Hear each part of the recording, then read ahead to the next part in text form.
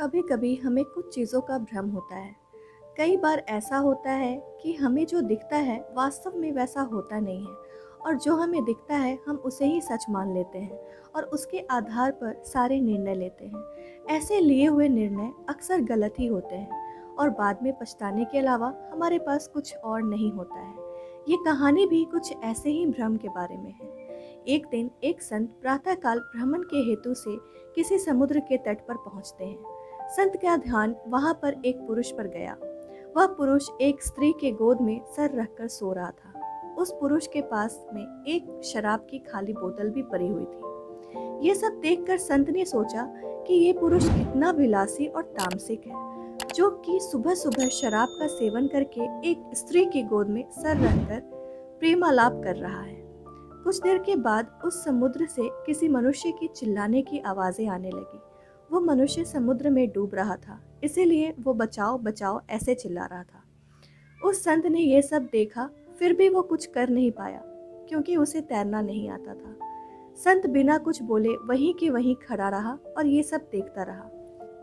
जो पुरुष एक स्त्री की गोद में अपना सिर रख के सो रहा था, वो खड़ा हुआ और उस डूबने वाले मनुष्य को बचाने के लिए पानी में कूद पड़ा। थोड़ी ही देर में तो उस पुरुष ने उस डूबने वाले व्यक्ति को बचा लिया और उसे समुद्र के किनारे पर लेकर आ गया। अब ये सब नज़ारा देखने के बाद वो संत विचार में पड़ गया कि क्या मैं इस पुरुष को भला पुरुष समझूं या फिर बुरा। संत उस पुरुष के पास जाते हैं और उनसे पूछते हैं कि भाई तुम कौन हो, यहाँ पर तुम क्या कर रहे हो। उस पुरुष ने जवाब दिया कि मैं एक मछुआरा हूँ, मैं मछली पकड़ने का काम करता हूँ। आज कई दिनों के बाद मैं प्रातःकाल समुद्र से मछली पकड़ने के बाद यहाँ पर आराम करने के लिए लेटा हूँ। मेरी माँ मुझे लेने के लिए आई है और उसको कोई दूसरा बर्तन न मिलने के कारण वह इस मदिरा की बोतल में पानी भरकर मेरे लिए लाई।